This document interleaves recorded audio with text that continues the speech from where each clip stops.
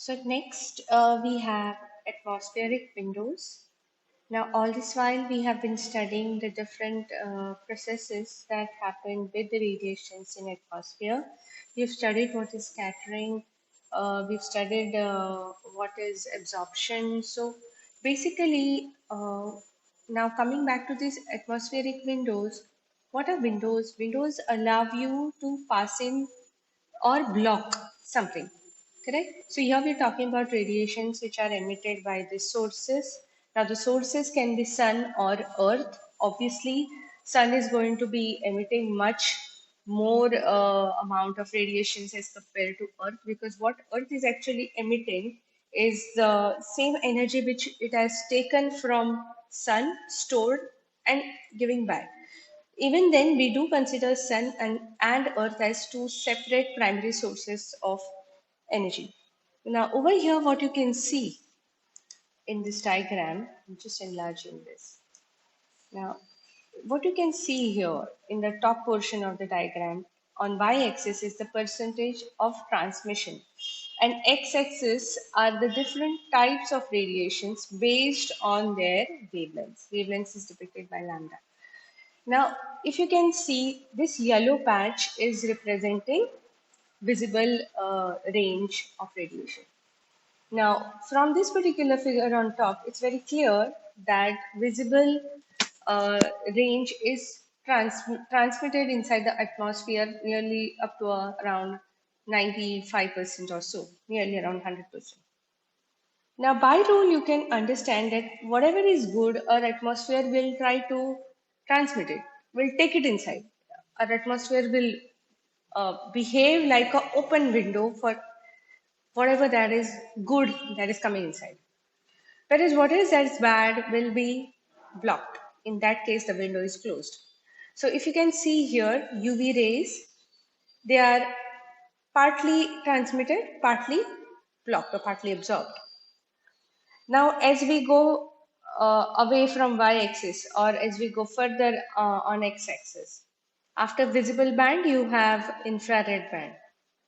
Now, infrared band also, there is here you can see there is a window here where there is no transmission, it is only absorption, right? Similarly, you go further ahead, you will understand how our atmosphere is behaving with microwaves. Now, on this figure that is down, we will see the peak of energy, and you will clearly understand the major portion of this peak is the energy transmitted by sun. And here a little small amount of energy is corresponding to earth. So what you can see here is the wavelength of the energy that is transmitted by earth, okay, or emitted by earth is way much higher as compared to that of sun. This is in confirmation with what we studied in physics also, that anything that is cold is going to transmit higher value of lambda, right? And anything that's hot is going to transmit the smaller wavelengths. Yet again, here we do not know this absorption or transmission in the atmosphere is due to which component in the atmosphere. See, in the atmosphere, we have gases, we have water vapor, correct? So then we have dust particles. So all these things will be cause of absorption or scattering. If you want to go into detail, like this entirely, this absorption is by which component? Like how much is oxygen is absorbing it? How much is absorption by nitrogen? How much is by moisture content? Then I'm providing a link of the video which I found very useful, and the speaker has spoken in very simple and legible language. So you can go through this video.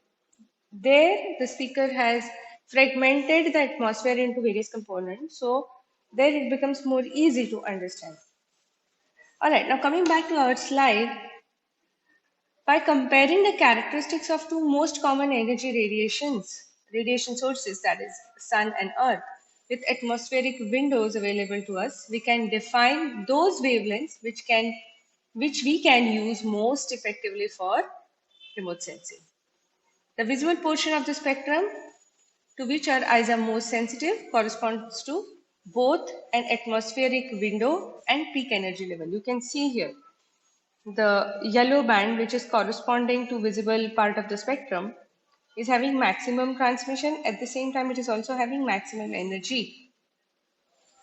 Note also that heat energy emitted by Earth corresponding to a window of around 10 microns. So here you can see this green part is corresponding to the radiations emitted by Earth, and their wavelengths are somewhere in the range of 10 microns.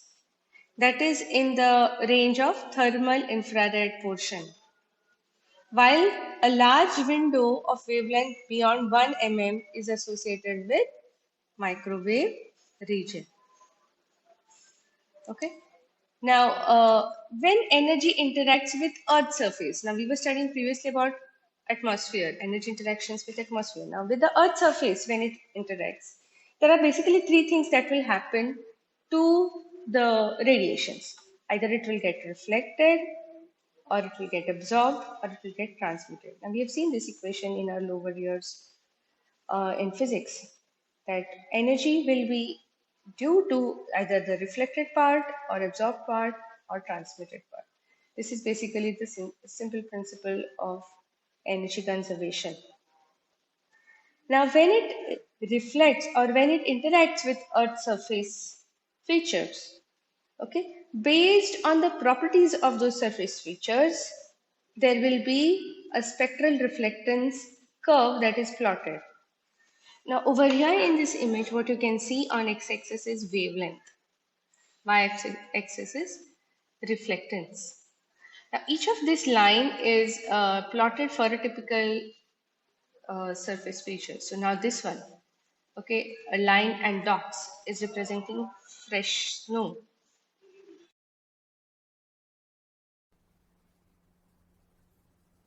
Alright, so here we are, I've just downloaded the electromagnetic spectrum image for your reference. So what you see from here onwards on x-axis is your wavelength. So this particular image is taken in visible spectrum, and it goes up to infrared. Okay, so up to 0.7 is your visible band, and from 0.7 to 3 is your near infrared. Infrared goes up to 100.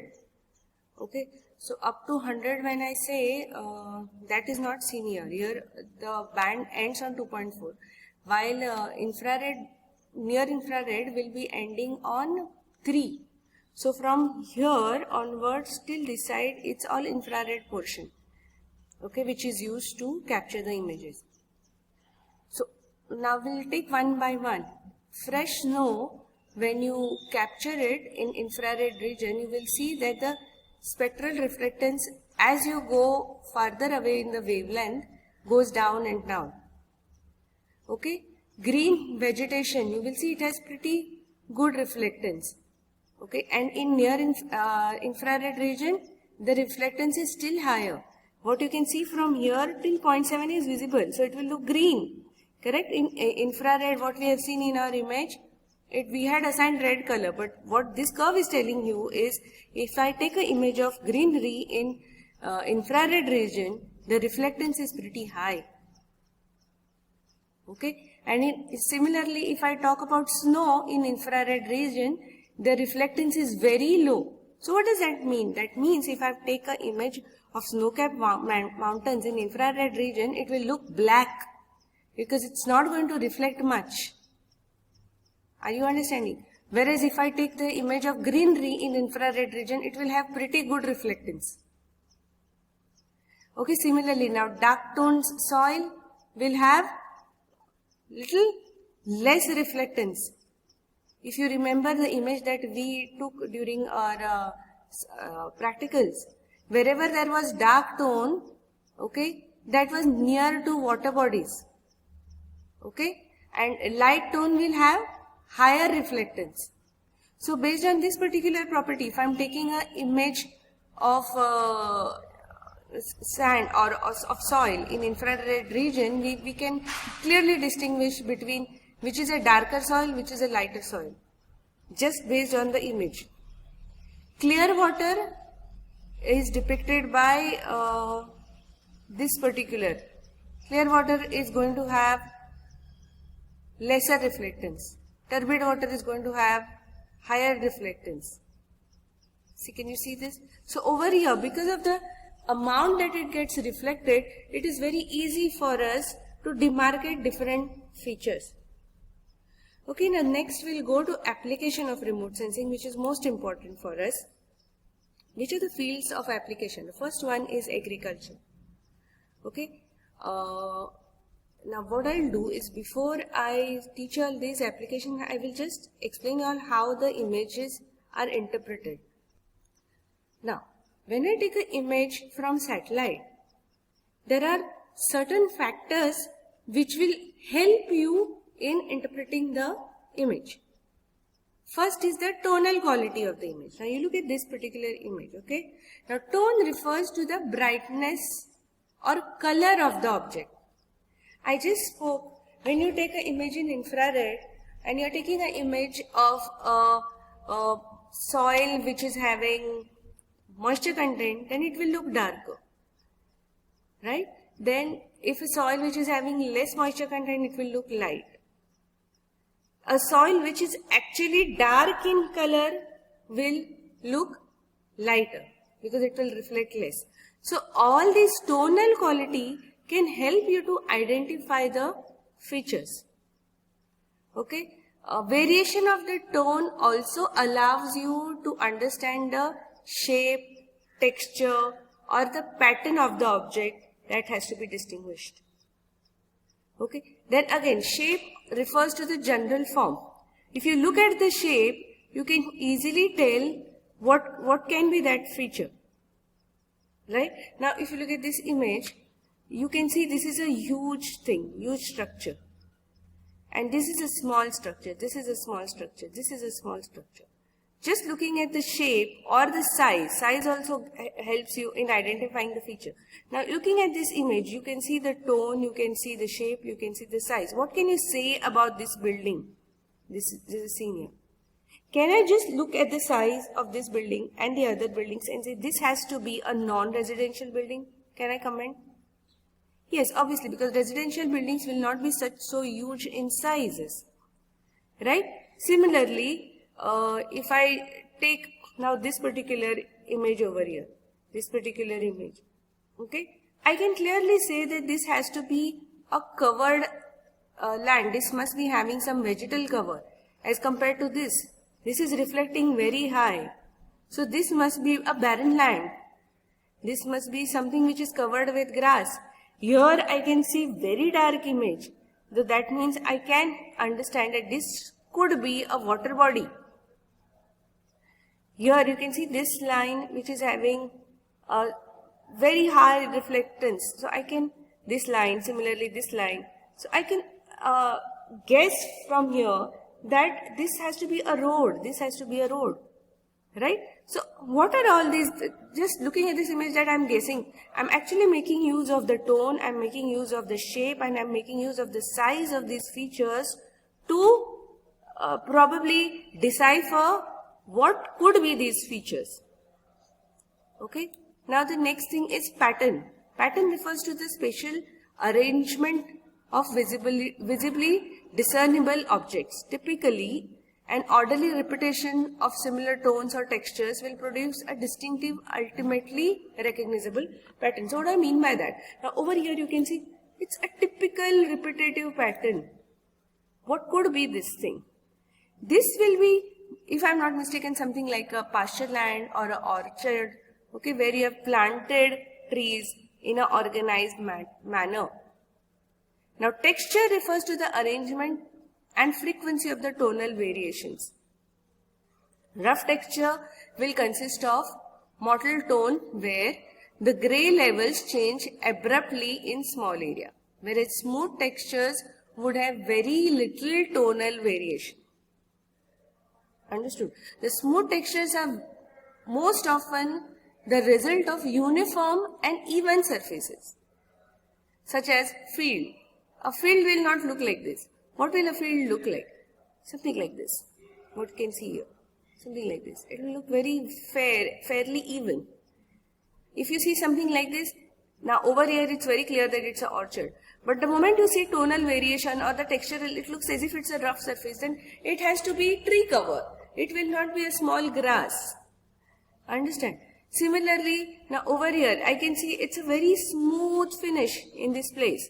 So this has to be a little bit of, there has to be a covered pavement. This has to be a covered pavement. This may be asphalt or this may be concrete. This cannot be road, just made out of mud. This cannot be a pedestrian road. This has to be a covered pavement. So that you can guess based on the texture of the image. A target with rough surface or irregular surface such as forest canopy results in a rough textured appearance. Texture is one of the most important elements for distinguishing the features in radar imagery. Next is shadow. Based on the shadow, what can you guess? Shadow is also helpful in interpreting as it may provide an idea of profile and relative height. This is the most important thing. From the shadow of the image, now you look at this. From the shadow you can guess which will be a taller building, which will be a shorter building. Understood? Next is association. Association takes into account relationship between the other recognizable objects or features in proximity of the interest. Now, what do I mean by this? See, if I identify that there is a commercial property, okay, then I should anticipate that somewhere near that commercial property there has to be major transportation routes. There may be a rail line. If it's a, let's say, if it's a major trade area or it's an industrial estate. If it's an industrial estate, I should anticipate there should be a highway around it. Okay? Or if it's a major metropolitan city that I'm taking an image of, then I should anticipate that there has to be a stadium, there has to be an airport, all these things have to be somewhere around. So that is basically the importance of association. Or a second example could be if you are around a lake or a major navigation structure, then you should anticipate that somewhere around there will be boats, there will be huge ships. Okay, so that is importance of association. Then the next is visual interpretation of infrared imagery. Now this I've already covered, but let's repeat it nevertheless. Healthy vegetation reflects infrared radiation much more stronger than green energy. So what I'm saying is, if you take an image in visible spectrum, if you take image in green light, now I had just shown you all this image. Now this is in visible spectrum, right? In visible spectrum, green light is where is green light? Somewhere around 0.5. So over here, somewhere here is 0.5. Now which is the line referring to green? This dark line is referring to green vegetation. How much is the reflectance? Not much. It's somewhere around 10%. Understood? Now if you see in infrared, if I take the same green vegetation image in infrared band, what is the reflectance? Nearly 40. Okay, 40 and somewhere around 30 it goes on, near infrared region. So if I have two different species, my visible band will not give me much of the difference. Whereas my infrared band will be able to tell me the difference in species, because the reflectance will vary in different species. The reflectance is due to the chlorophyll pigment. The moment you have two different types of plants or three different types of plants, their reflectance will be more, highlighted in infrared band. Right? Let's go back. Where was I? Here. So, a simple example is appearance of light tone by vegetation species and dark tone by water. This is seen in infrared band. Particularly in thermal infrared ranges, the brightness tone represents warmest temperatures and darkest represent coolest temperatures. The change, that's why I told you snow will look like a dark black color. Snow, even water looks very dark. Changes in kinetic water temperature causes the tonal changes. Hence, time is also to be taken into consideration before interpretation. Right? Heat is easily captured in infrared region. So you have to understand at what time the image is being captured. Radar imagery, smooth surfaces reflect highly and area blocked from radar signal will be appearing dark.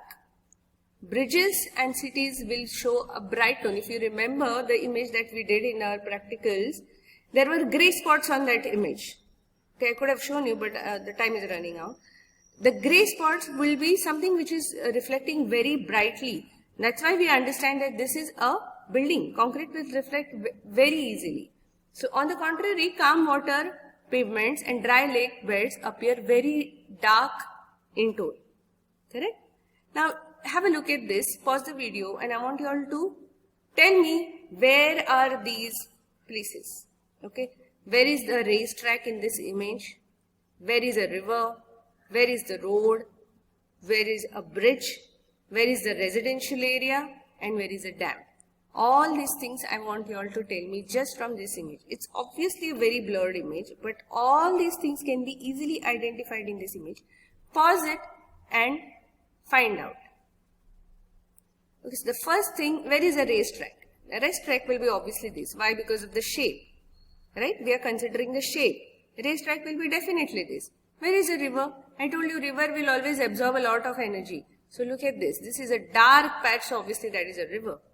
Where are the roads? Roads you can see here. Here there is a road.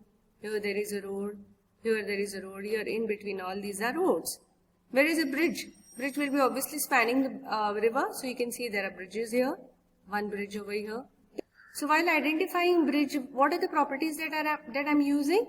I'm using association. Because there is a river, obviously this will be a bridge. Where is a dam? Again I'm making use of association. If this is a river, then dam will be across the river only. So here I can see the circular one. This is a dam. Correct?